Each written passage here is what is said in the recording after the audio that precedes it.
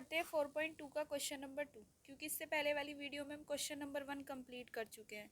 अब देखिए question number 2 क्या है आपका। निम्न स्थितियों को द्विघात समीकरण के रूप में निरूपित कीजिए।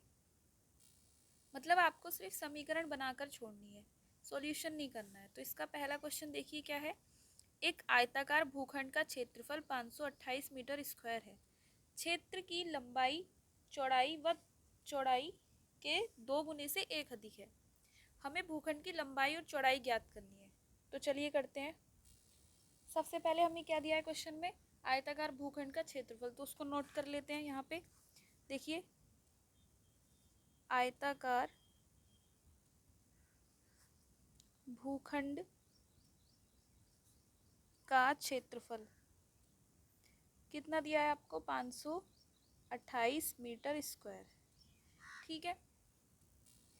अब देखिए जो लंबाई है हमें वो चौड़ाई के 2 गुने से 1 अधिक दी है। तो हम सबसे पहले क्या करेंगे, चौड़ाई को मान लेंगे। माना भूखंड की चौड़ाई बराबर x मीटर है, तब भूखंड की लंबाई कितनी हो जाएगी,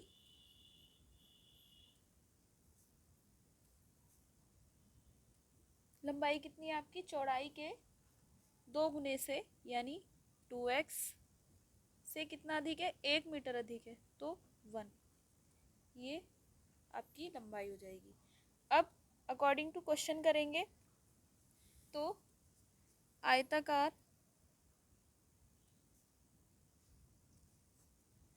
भूखंड का क्षेत्रफल कितना होता है आपका, लंबाई गुणा चौड़ाई। क्षेत्रफल कितना दिया है, 528। लंबाई कितनी दी है आपको, 2x प्लस 1 मल्टीप्लाई चौड़ाई कितनी दी है आपको, x। अब देखिए इन दोनों की मल्टीप्लाई कर लीजिए, कितना हो जाएगा, ये 2x स्क्वायर और ये हो जाएगा आपका x, और ये इधर आ जाएगा तो इधर आएगा आपका ये माइनस में 528। तो जो आपकी द्विघात समीकरण आ जाएगी वो कितनी आ जाएगी, 2x square plus x minus 528। यही क्या हो जाएगा आपका आंसर। अब देखिए सेकंड क्वेश्चन है, दो क्रमागत धनात्मक पूर्णांकों का गुणनफल 306 है। हमें पूर्णांकों को ज्ञात करना है। तो देखिए करते हैं। तो लिखते हैं, चलिए पूर्णांकों का गुणनफल कितना दिया है हमें। तो देखो यहाँ पे दो क्रमागत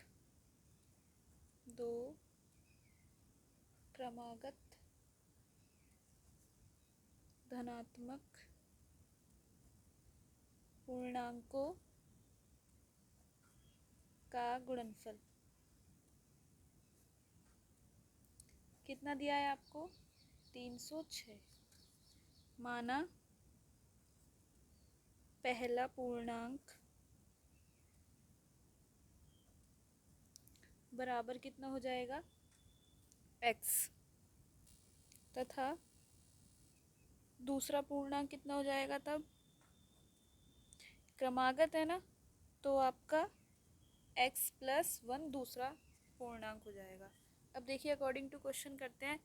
क्वेश्चन में कहा है हमसे दो क्रमागत धनात्मक पूर्णांकों का गुणनफल।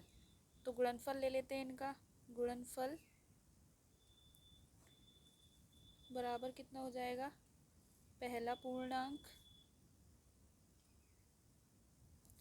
गुणा दूसरा पूर्णांक।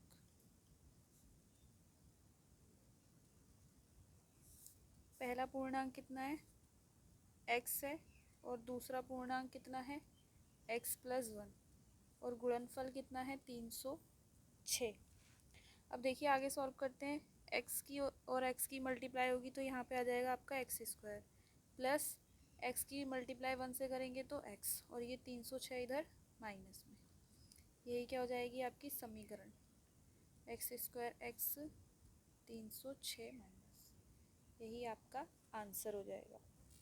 देखिए थर्ड क्वेश्चन है, रोहन की माँ उससे 26 वर्ष बड़ी है। उनकी आयु का गुणनफल अब से 3 वर्ष पश्चात 360 हो जाएगा। हमें रोहन की वर्तमान आयु ज्ञात करनी है। तो चलिए करते हैं। सबसे पहले मान लेते हैं, माना रोहन की आयु बराबर x वर्ष है, तब उसकी माँ की आयु कितनी हो जाएगी? रोहन की माँ की आयु, देखिए उसकी माँ उससे कितने वर्ष बड़ी है? 26 वर्ष बड़ी है। तो कितना हो जाएगा? x प्लस 26 वर्ष। अब आगे क्वेश्चन में कहा है 3 वर्ष बाद, तो 3 वर्ष पश्चात रोहन की आयु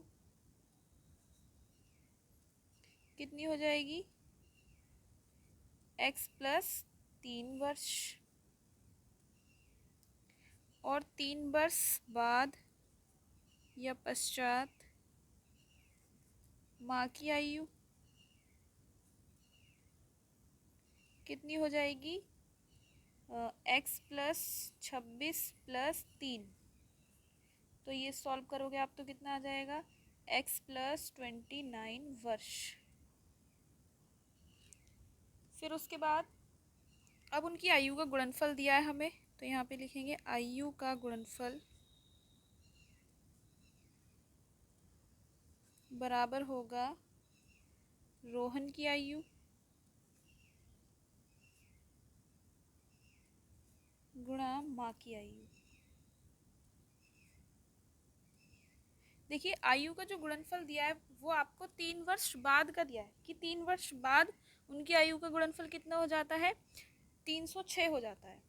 तो हम कौन सी आयु लेंगे? 3 वर्ष बाद वाली आयु लेंगे। तो 3 वर्ष बाद उनकी आयु का गुणनफल कितना हो जा रहा है?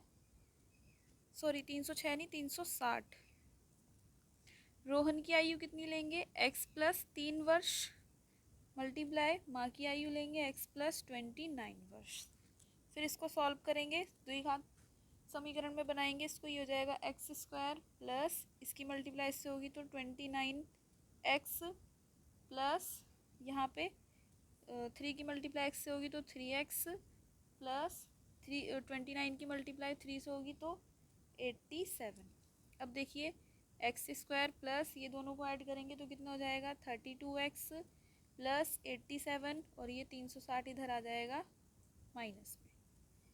फिर ये हो जाएगा एक्स स्क्वायर प्लस 32x, यहाँ पे देखिए ये प्लस है और ये माइनस, माइनस वाला ज़्यादा है तो इसमें से घटाएंगे तो यहाँ पे बचेगा आपके पास 273।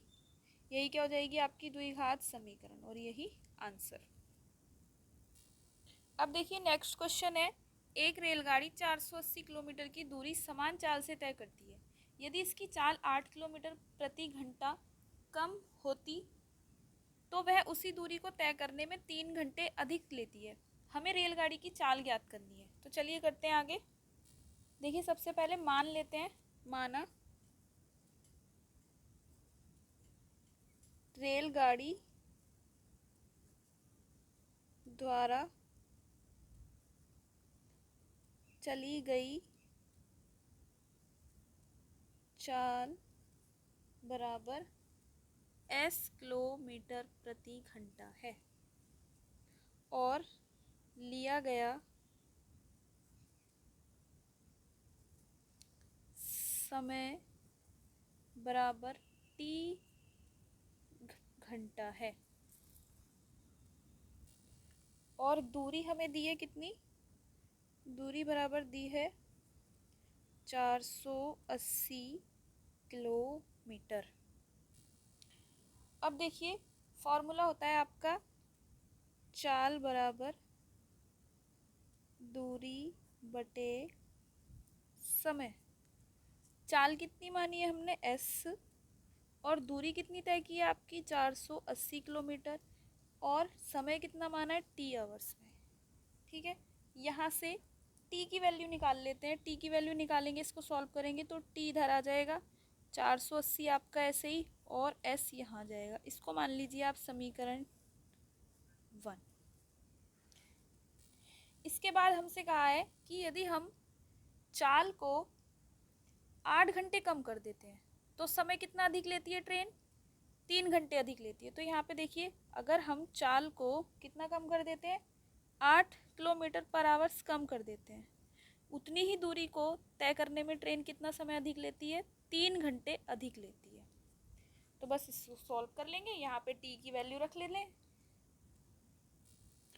तो देखिए s-8 और 480 और टी की जगह पर ये वाली वैल्यू जो हमने टी की निकाली है वो रख लेंगे। कितनी है? 480 बटे s प्लस 3। अब देखिए s-8 और ये 480 एलसीएम लेंगे। 480 प्लस कितना हो जाएगा आपका? 3s upon s। फिर ऐसे ही यहाँ पे s-8, ये वाला s ऊपर घूम जाएगा तो ये हो जाएगा आपका 480s और नीचे 480 प्लस 3s।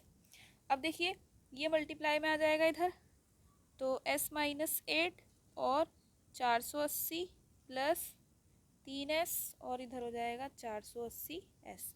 अब इसकी मल्टीप्लाई कर लीजिए, ये इसकी मल्टीप्लाई से होगी तो ये हो जाएगा आपका 480s और देखिए 480 की मल्टीप्लाई 8 से करेंगे तो कितना आ जाएगा? -3840। इसी प्रकार देखिए 3 की मल्टीप्लाई s से करेंगे तो कितना हो जाएगा? 3s² और इसकी मल्टीप्लाई से करेंगे तो कितना आ जाएगा? -8×3 = 24s और 480 इधर ऐसे ही। तो 480s से ये 480s कैंसिल आउट हो जाएगा।